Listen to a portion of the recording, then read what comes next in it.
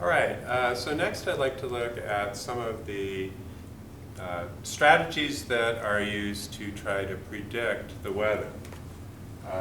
Now, in prediction of the weather, we have some major challenges.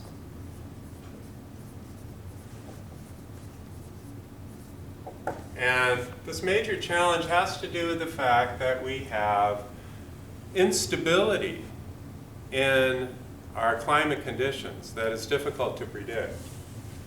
And this instability is referred to as chaos.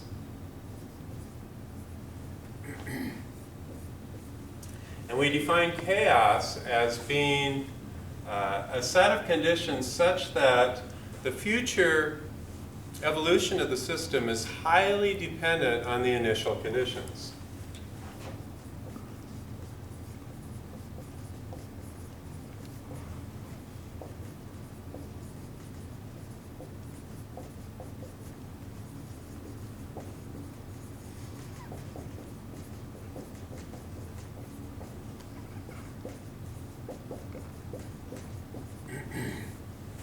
And so to try to illustrate what we mean by this, I'd like to go back to what a climate scientist did back in the 1960s. His name was Lorentz.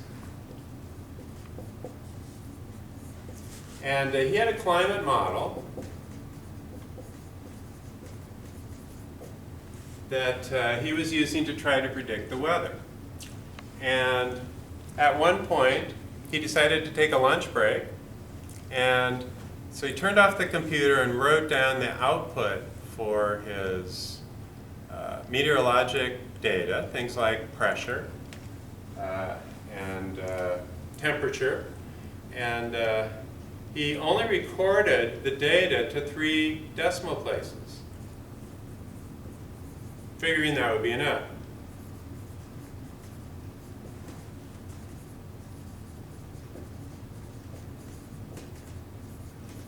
And then he fed it back into the computer.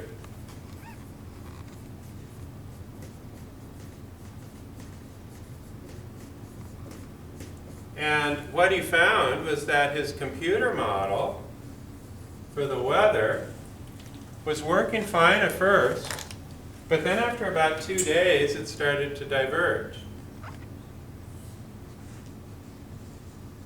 And after 3 or 4 days, it had no resemblance whatsoever to the original data, which was to 6 decimal places.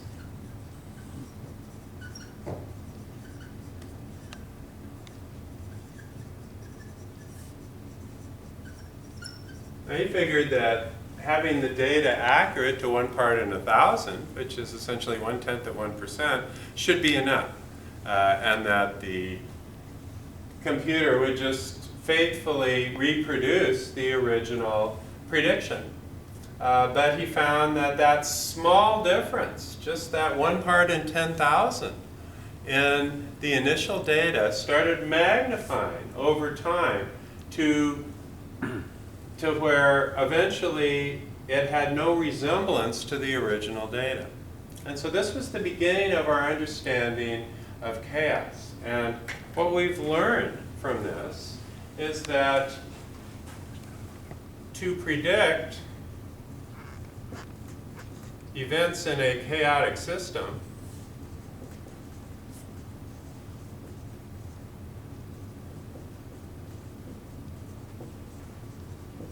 we must have essentially perfect knowledge of the initial conditions.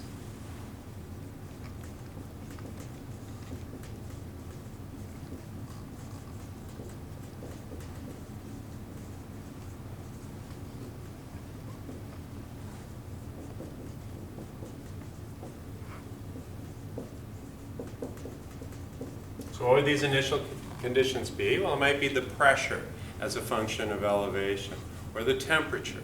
And all of these things would have to be known precisely. And if that's not the case, then what we have is what's called the butterfly effect.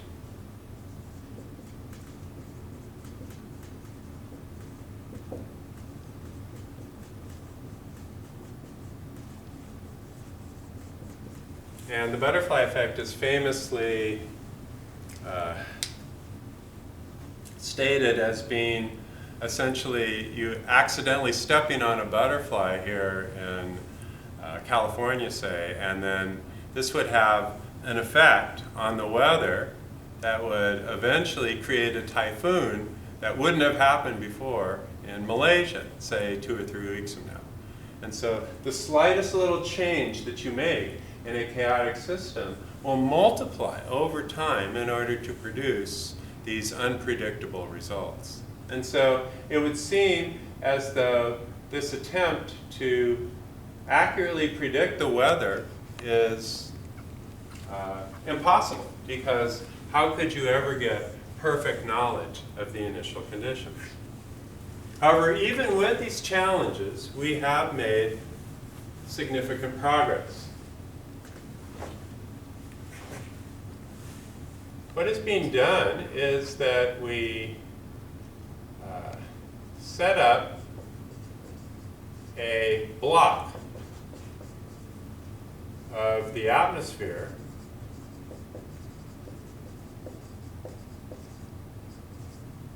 and then we have a single computer work on the weather conditions within that block.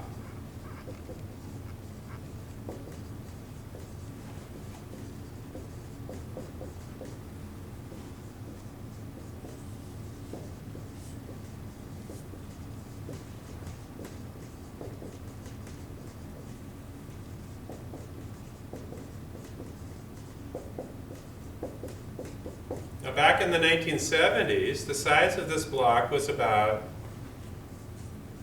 250 kilometers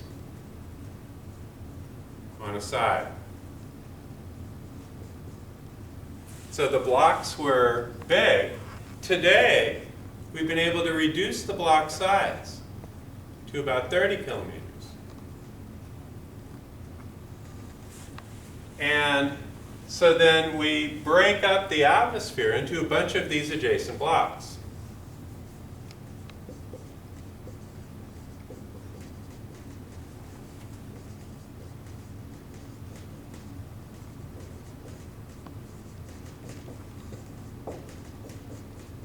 Each of which is run by a single computer, but then all of this data is pumped into a supercomputer.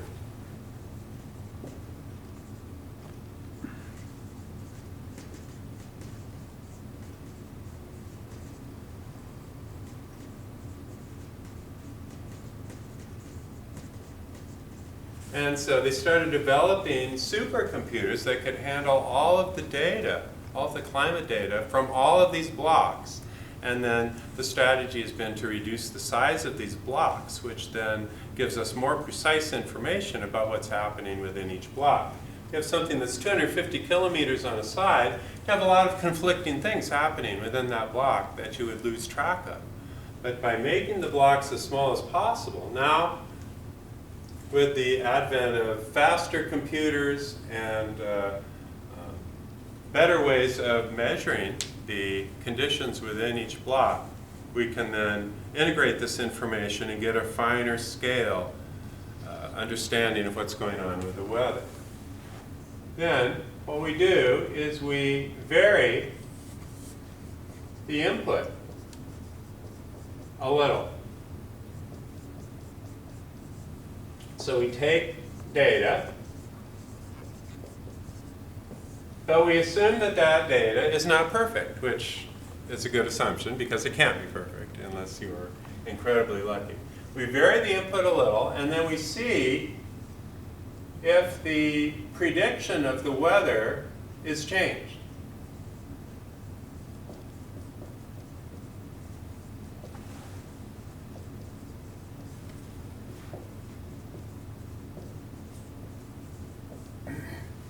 If the prediction still says rain in 3 days, and you are able to vary the input by a fair amount, and you still get the same result, then you can assume it's a stable solution.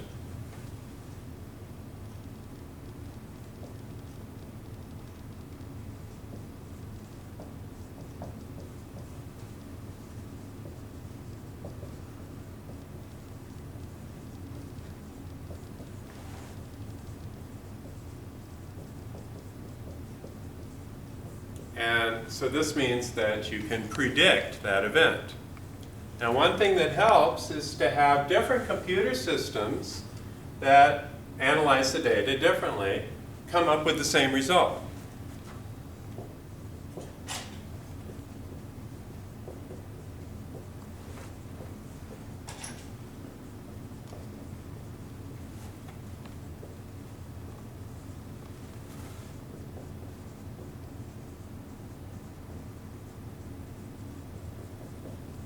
And this is considered a good indicator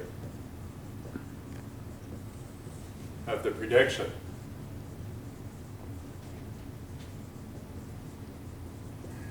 Now, no computer system that we have developed so far gives us enough confidence to really accurately be able to predict the weather, say, 2 weeks in advance. But this gives us enough of a handle on what can happen before this divergence. Remember with Lorentz, at first, the model that had 3 significant figures and the model that was more accurate with 6 significant figures was converging. And so basically what we're trying to find here is that point where all of the models still converge before they start to diverge because of the principles of chaos. And so as time goes on, we may be able to extend this prediction window out farther. But oftentimes what a good meteorologist will do is he'll say, well, the American model predicts 2 inches of rain, and the European model predicts 3/4 of an inch of rain. And so you can pick whichever one you want. But that is an example of what we are referring to here when we say that we have 2 different computer systems where you vary the input data from each of the computer systems by a small amount, and then we see whether or not this affects the net result. And so this is the way in which we try to improve on our weather predictions. Of course, one of the things that is always comforting when you're trying to see how valid your system of weather prediction is to try to predict things that have already happened from previous events. So we can do past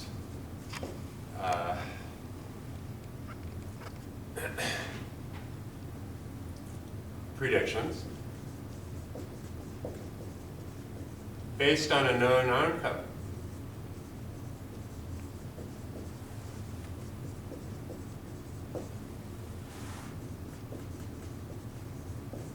And so then taking the data that was available at the time, can you plug that data into the computer, say, from 5 years ago, to predict what the weather is going to be 3 days following that, and then see whether that weather lines up.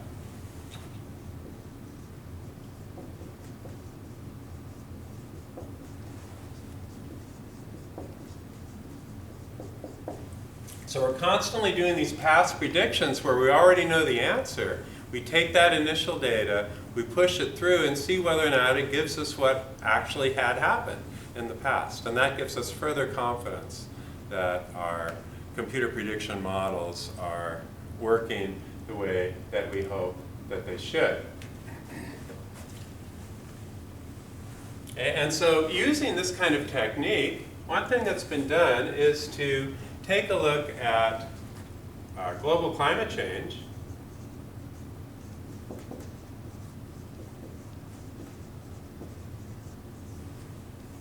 and ask the computer, well, what would have happened if we had stopped carbon dioxide emissions from humans back in the year, say, 1900? So then you would get some kind of a plot that would look like this for no CO2 emissions, no extra CO2 emissions,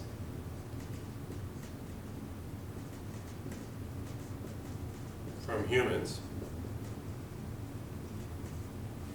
versus the plot this for the projected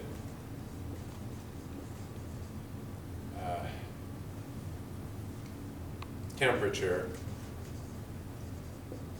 with CO2 from humans. And these kinds of plots usually carry out to about the year 2100. And so what we found is that there is roughly a 3 degree centigrade, this is temperature, 3 degree centigrade difference between what the result would have been if we had not started pumping huge amounts of carbon dioxide into the atmosphere versus what the projected temperature will be with these CO2 emissions. And we found that we get this very large temperature difference that is just being caused by humans. And so this is taken into account then all other sources of carbon dioxide and all other forms of global climate change that are associated with the weather. And so then just looking at this effect of humans putting carbon dioxide into the atmosphere, we see this very large increase in the temperature that is associated with that. When we look at carbon dioxide levels in the atmosphere versus time, find that the carbon dioxide levels have slowly been increasing, but in the last century they've gone sky high. And basically, since about 1900 to 2022, they have increased dramatically. So we've got this huge increase in carbon dioxide levels. And so further plots indicate that if we start curbing our CO2 emissions now, what will it look like in the year 2100? And what we see is that there is a leveling out of the CO2 levels that will occur if we drastically curb CO2 emissions.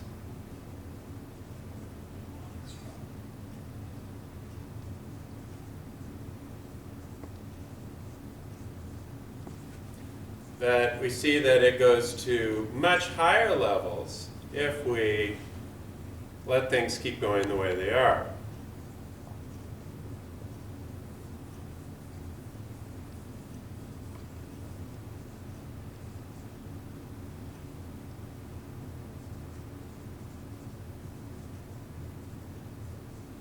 And so we might wonder then, well, with this kind of data, what can we expect if we make no attempts to change the levels of carbon dioxide in the atmosphere? What can we expect in the future? Well, let's assume that we have a 3 degree centigrade temperature difference. And so this we could think of as being a Gaussian distribution of major weather events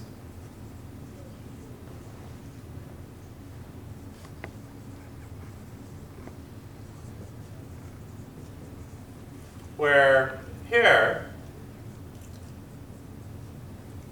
this would be times of extreme cold.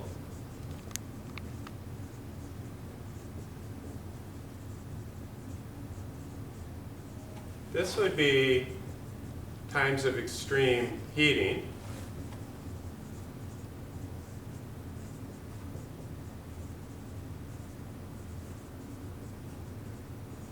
And this would be the number of events. So this would be associated then with times of moderate climate.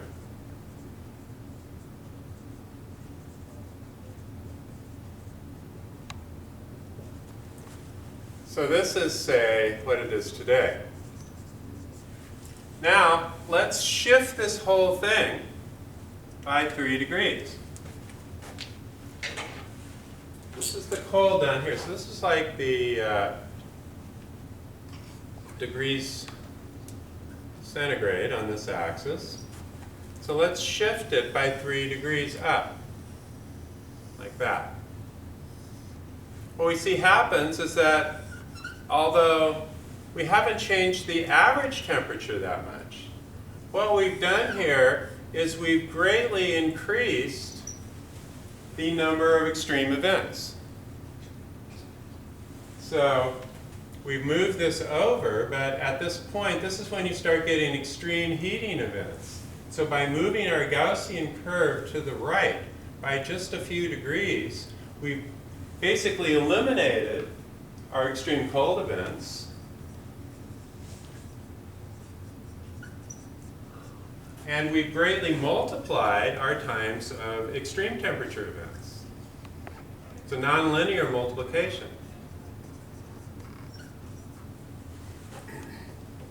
So that now things that seemed like they were one event in 500 years now is something that's happening all the time. It's happening every 6 months or so. And so this is just due to the fact that we have a statistical distribution in which our extreme events has been shifted by just a little bit, but that gives rise to a much larger preponderance of times of extreme heating. And so what does this do to the planet?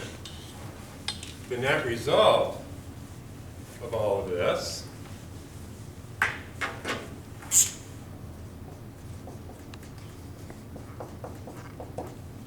one, we get melting of the ice caps. Now the ice is 90% reflective.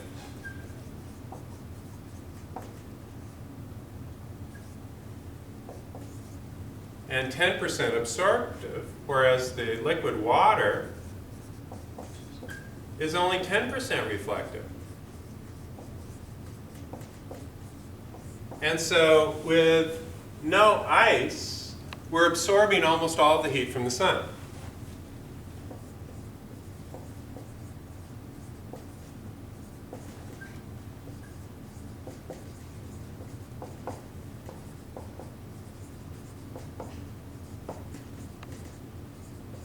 Because the water will be 90% absorptive, whereas the ice is only 10% absorption.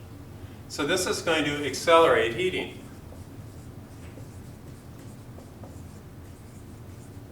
And it's nonlinear. It's like breaking a stick. You don't know when it's going to break, but when it does, it goes almost instantly. And so we're pushing things to the point where it's going to be like the stick breaking. And so that is what is associated then with the melting of ice. Now as that happens, repercussions for the melting of ice are going to be close to flooding. So most of Florida, it's expected, may go underwater.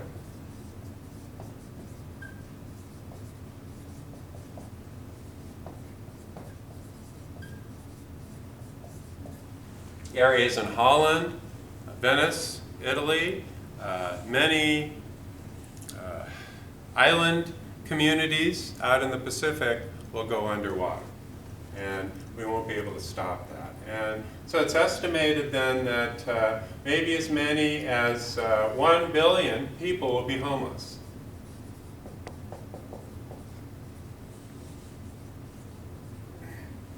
So what do you think this is going to do to our economy? It's going to thrash the economy. It's going to create more unstable governments, and that will lead to a greater probability of nuclear war. So all of these things then are following just from global climate change. Another thing that will happen is that we will get increased temperatures causing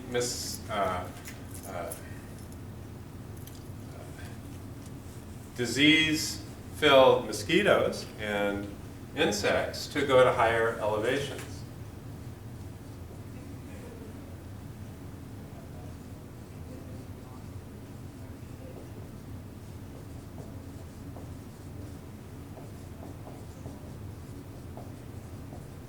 And will spread disease.